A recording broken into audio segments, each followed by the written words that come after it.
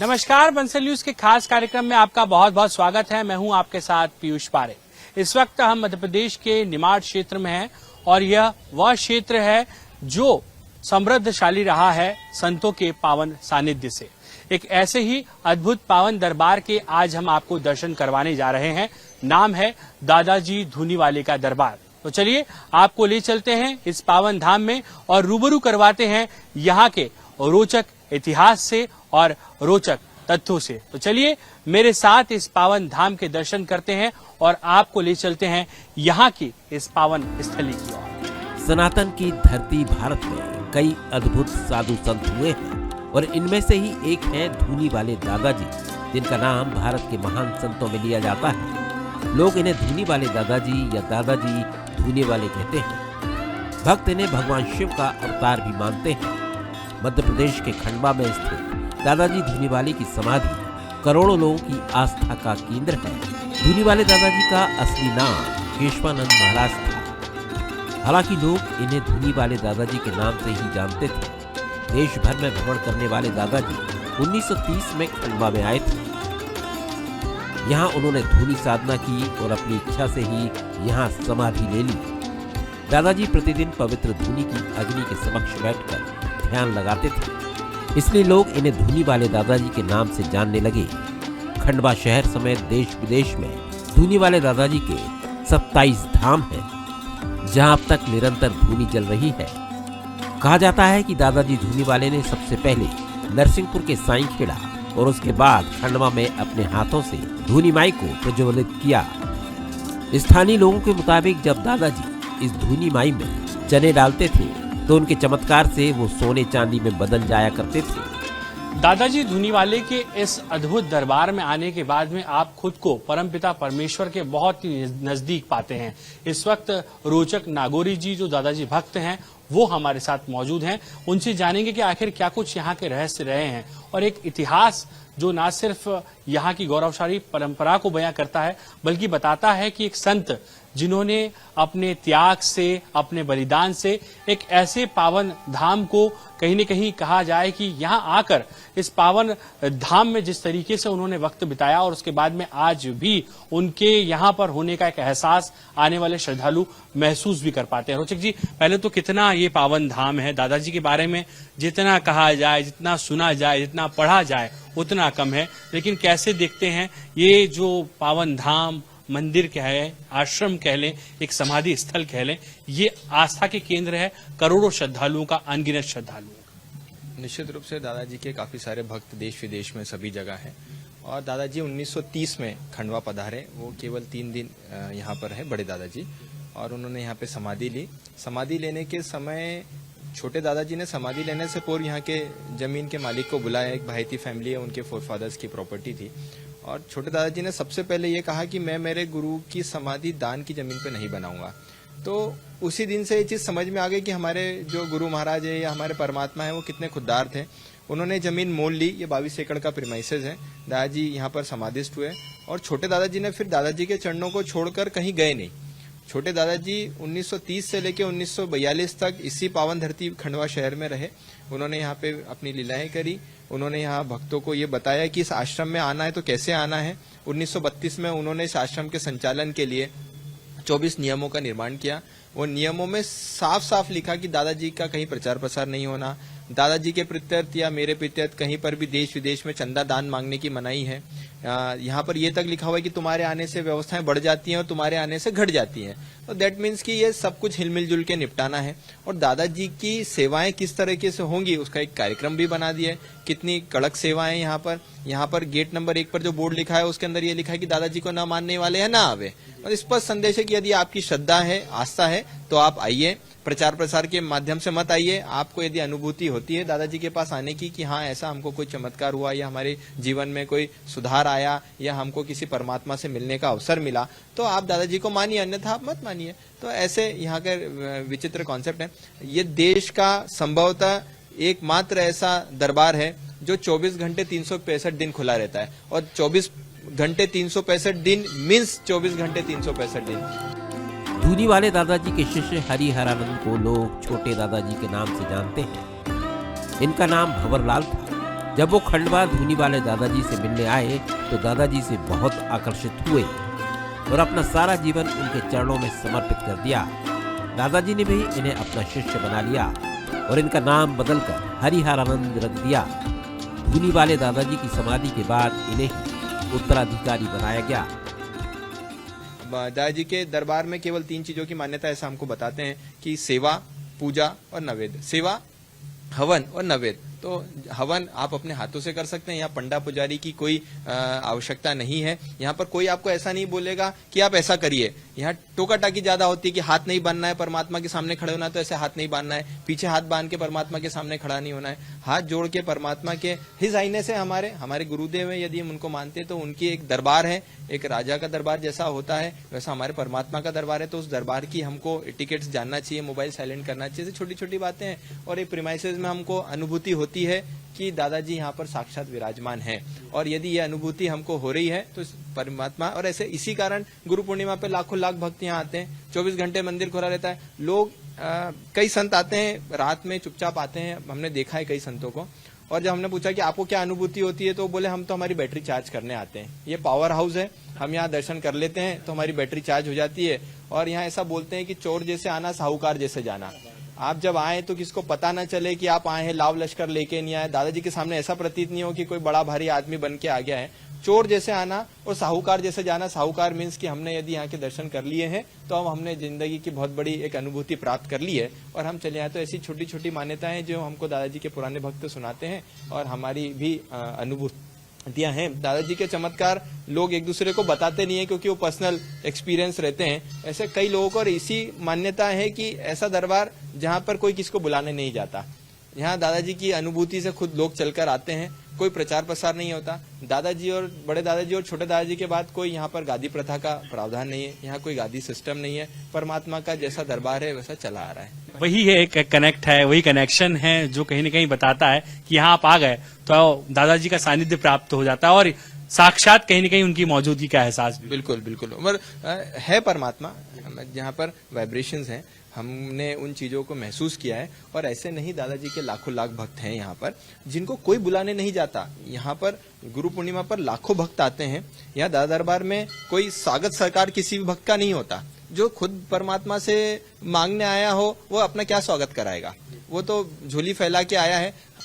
कई लोगों की कई मान्यताएं होती हैं, कई अनुभूतियां होती हैं। कई बार तो ऐसा होता है कि पहले दर्शन में लोगों को लाभ हो जाता है। तो ये भाव का भी खेल है, आपके परमात्मा के प्रति कैसे भाव हैं, आप किस भाव से उनको जानना चाह रहे हैं, किस भाव से उनके पास आ रहे हैं। अब दादाजी के नियमों में लिखा है कि दादा दरबार में पैसे धन पाने की इच्छा से ना आवे, तो ये नियम उन्होंने 1932 में ही लिख दिए। तो कॉन्सेप्ट क्लियर है कि भैया आप किसी इच्छा प्राप्ति के लिए परमात्मा क्या है, हाँ मोक्ष प्राप्ति के लिए, आपके जीवन शैली को सुधार के लिए। अब हमने जैसे देखा कि दादाजी हिज आइनेस थे, उनकी सेवा में लाखों लाख भक्त आते हैं, साधु सन्यासी आते हैं, उनको तो भोग भंडार नैवेद्य बहुत पसंद है। लेकिन दादाजी का सबसे प्रिय नैवेद्य जो है वो है तिक्कड़। तो उससे हम ये माने कि दादाजी ने क्या संदेश दिया हमको तिक्कड़ प्रिय होने का, कि भोग, मालपुआ, लड्डू, नवेद, काजू, किशमिश, अनन्य मतलब भोग भंडार दादाजी को लगते होंगे, किंतु उन परमात्मा को वो सूखा तिक्कड़ प्रिय है।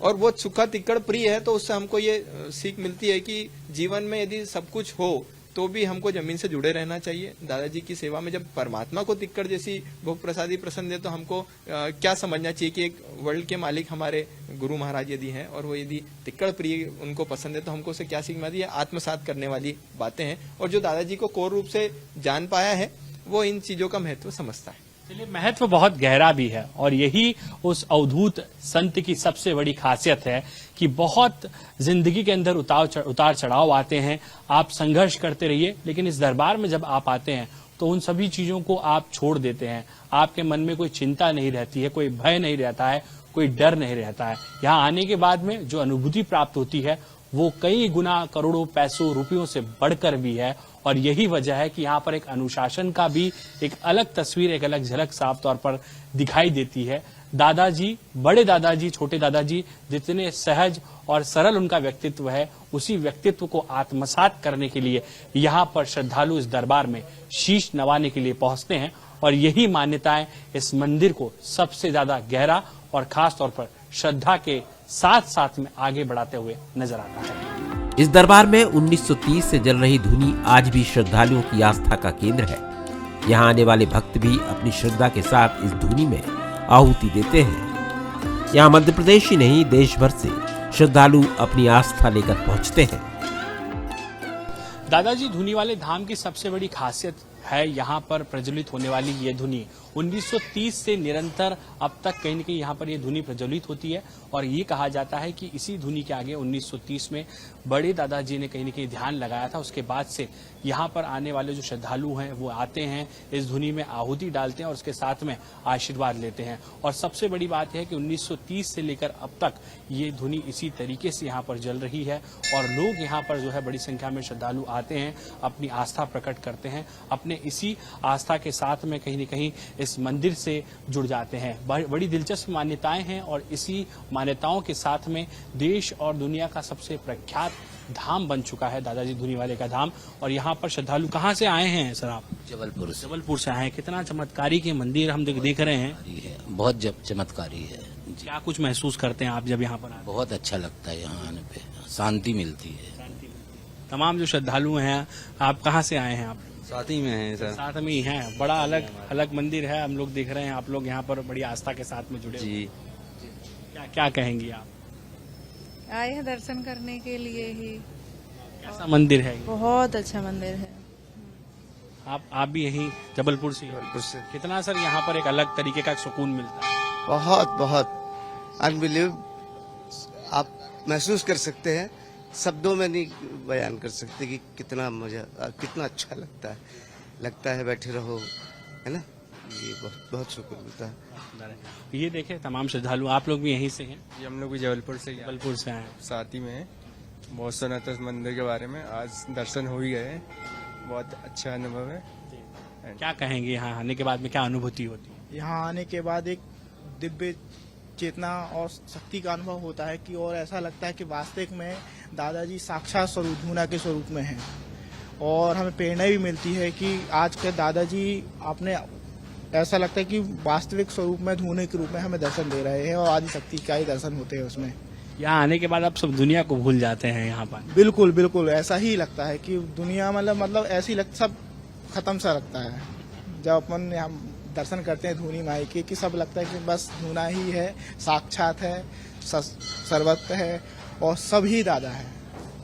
देखिए बिल्कुल सर्वस्व गुरु है, यही परिकल्पना कहीं न कहीं जो है वो इस मंदिर से जुड़ी हुई है। और आप देखें ये धुनी है जो प्रज्वलित हो रही है, इसका तेज है, इसका जो प्रकाश है वो उसी तरीके से नजर आता है। और जब 1930 में दादाजी इस खंडवा की भूमि पर पधारे थे, वहां पर उन्होंने इस धुनी को प्रज्वलित किया था, यहीं पर उन्होंने ध्यान किया और यहीं पर समाधि भी ली। और उसके बाद से ये जो पूरा स्थल है, ये पूरा आश्रम है, ये एक बड़े आस्था के केंद्र के रूप में पहचाना जाने लगा है। और यही वजह है कि आप देख रहे हैं कि यहाँ पर जो भी श्रद्धालु आता है उसे जो असीमित शांति की अनुभूति होती है उसको यहाँ पर वे बयां भी कर रहे हैं, लेकिन इसके साथ में वे सीधे जुड़ जाते हैं परमपिता परमेश्वर से। जपले दादाजी का नाम, जपले हरिहर जी का नाम भजन गाते हुए श्रद्धालु दादाजी की भक्ति में सराबोर नजर आते हैं। जपले दादाजी धुनी वाले का नाम, जपले हरिहर जी का नाम, कुछ इसी तरीके के भजन कीर्तन बाबा जी दादाजी धुनी वाले के दरबार में सुनाई भी देते हैं। और इस वक्त जो भजन मंडली हमारे साथ मौजूद हैं वो पूरी तरीके से दादाजी धुनी वाले की भक्ति में रमी हुई है। कहाँ से आप? खंडवा से ही शायद आप लोग सब लोग? मैं तो दिल्ली से हूँ। दिल्ली से आए हैं। कितना चमत्कार है इस पावन धाम से, कितना लगाव जुड़ाव है। हम देख रहे हैं यहाँ पूरी तरीके से भजन और कीर्तन में डूबे हुए रमे हुए इन श्रद्धालुओं के साथ में। हम इस दरबार में लगभग 40 साल से आ रहे हैं भैया जी, और जितना विश्वास भगवान पे उतना ही दाई महाराज पे है जी। हाँ। और ये जो कीर्तन है इसमें कितना आनंद आता है। ऐसा कहा जाता है कि आप इन कीर्तनों के माध्यम से जुड़ जाते हैं सीधे दादाजी से। हाँ, क्योंकि हम देखो, अगर कहीं भी आप भगवान को पाना है तो अपने गुरु के चरण पकड़ के रहो, तो वो आपको जहाँ मर्जी तक ले जा करके भगवान से मिला देंगे। ये चीज जरूर है, लेकिन देर जरूर है, लेकिन जो कहते हैं वो वही करते हैं। क्या बात है। मतलब वो उनका आशीर्वाद और जो बोलते हैं वही करते हैं। वो देर जरूर हो जाएगी, लेकिन होना वही है, होना वही है। बड़ी आस्था है और एक बड़ी श्रद्धा का केंद्र है। सर कैसे देख रहे हैं आप लोग? पूरी तरीके से हम देख रहे हैं भजनों में डूबे हुए हैं, एक अलग आनंद की अनुभूति हो रही है। भजन में जो मजा हो तो बाकी कहीं मजा है नहीं, और जो इस लय में जुड़ जाता है इससे बड़ी कोई और भक्ति है नहीं। और दादाजी का नाम तो ऐसा है, ये 5वां धाम है खंडवा धाम, हमारी तीसरी पीढ़ी है दादाजी के उसमें। मैं बेंगलोर से हूँ, बेसिकली मैं हरियाणा से हूँ, मगर हम बेंगलोर में 20-25 साल से हैं। हम तो बचपन से ही, हमारे पिताजी हमारे दादाजी, तब से हम दादाजी से जुड़े हैं। पूरा विश्वास और आस्था है, तभी इतना चलता रहा। हमारा दादाजी की दया से सब, बहुत दया है, कृपा है दादाजी की हमारे। देखिए यहाँ पर एक भजन मंडली है, महिलाओं की भी संख्या हम लोग देख रहे हैं। खास तौर पर किस तरीके से आप लोग डूबे हुए हैं, भजनों का आनंद भी ले रही हैं आप लोग? मैं तो दोनों टाइम दादाजी के दर्शन पाने आती हूँ, दोनों टाइम भजन करती हूँ। भजन नहीं करूँ तो मेरा जीवन व्यतीत नहीं हो सकता है, इसलिए मैं तो भजन करना चाहती हूँ। और दादाजी से प्रार्थना है कि 84 खंभों का मंदिर अवश्य बने और मैं दादाजी की सेवा करते रहूँ। सेवा का ये जो संकल्प आपने लिया आगे बढ़ता रहे। ये महिलाएं तमाम है और हम इन्हीं भजनों के माध्यम से आज आपको बता रहे हैं कि कितना एक अलग चमत्कार है इस मंदिर से जुड़ी हुई जो ख्याति है, और दादाजी धूनीवाले का वो आशीर्वाद है। एक अलग तरीके की ये पावन भूमि है जहां पर जब भी व्यक्ति पहुंचता है तो एक अलग शांति की अनुभूति भी उसको मन में होती है। और यही वजह है कि इस दरबार में जो भी व्यक्ति आता है वो कभी खाली हाथ नहीं जाता है, सुख और समृद्धि की कामना लेकर आता है और उसे प्राप्ति भी होती है सुख और समृद्धि की। तो चलिए एक भजन और हो जाए छोटा सा दादाजी का, और उसके साथ में हम लोग इस कीर्तन में आपके साथ हम भी कुछ शिरकत कर दें। तो क्या सुनाने जा रहे हैं आप? भूल जाने के काबिल नहीं है डंडे वाले तेरा मुस्कुराना, भूल जाने के काबिल नहीं है, ये भुलाने के काबिल नहीं है धूनी वाले तेरा मुस्कुराना, डंडे वाले तेरा मुस्कुराना, भूल जाने के काबिल नहीं है, ये भुलाने के काबिल नहीं है। दरबार में दर्शन, पूजन व संचालन को लेकर छोटे दादाजी ने कुछ नियम बनाए थे और उनके मुताबिक ही ये आश्रम चलता है। और ये नियम आश्रम के प्रवेश द्वार के सामने ही लकड़ी के बोर्ड पर अंकित है। जमात परंपरा वाले दादाजी दरबार की मान्यताएं अनूठी और अद्भुत है। दरबार में व्यवस्थाओं के संचालन के लिए लगे नोटिस बोर्ड पर साफ लिखा है कि दादाजी को ना मानने वाले यहाँ ना आए। दादाजी धूनीवाले के इस दरबार में जब आप प्रवेश करते हैं तो यहाँ पर लगे एक बोर्ड पर आपकी नजरें जाकर टिक जाती है। इस बोर्ड पर आप देखें साफ तौर पर लिखा हुआ है, दादाजी को न मानने वाले यहाँ न आए।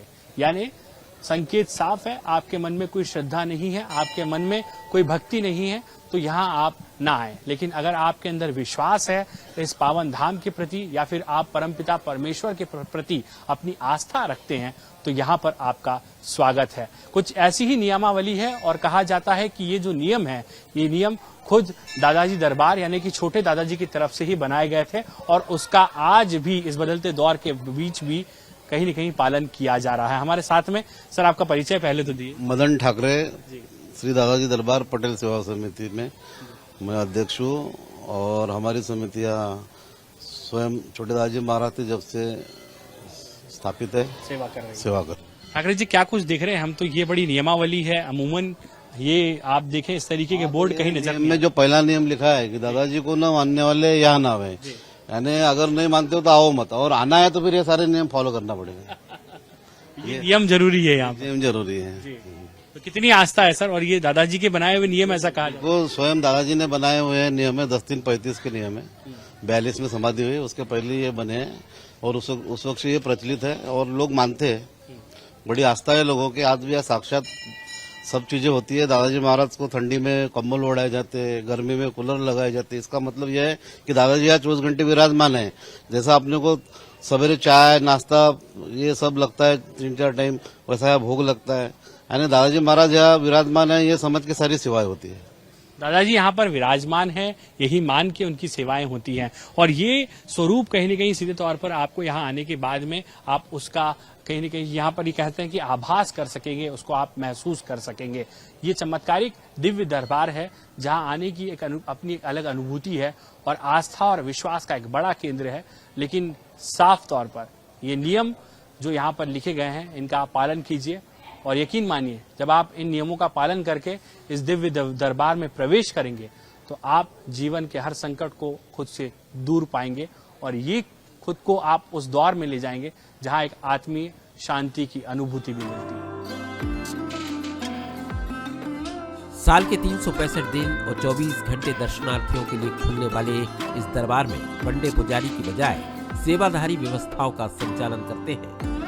आस्था और श्रद्धा के केंद्र बन चुके इस अनूठे दरबार में आने के बाद मानो यही लगता है कि दादाजी यहाँ खुद धूनी साधना कर रहे हैं और अपने भक्तों को अपने चमत्कार से सुख और समृद्धि का आशीर्वाद दे रहे हैं। भजले नाम दादाजी का, भजले नाम हरिहर जी का, कुछ इसी तरीके का भजन गुनगुनाते हुए करोड़ों श्रद्धालु इस दिव्य दरबार में दर्शन के लिए आते हैं। यहाँ से जुड़ी हुई कई रोचक मान्यताएं भी हैं। कहा जाता है कि यहाँ आप आते तो फकीर की तरह है, लेकिन जब जाते हैं तो साहूकार की तरह जाते हैं।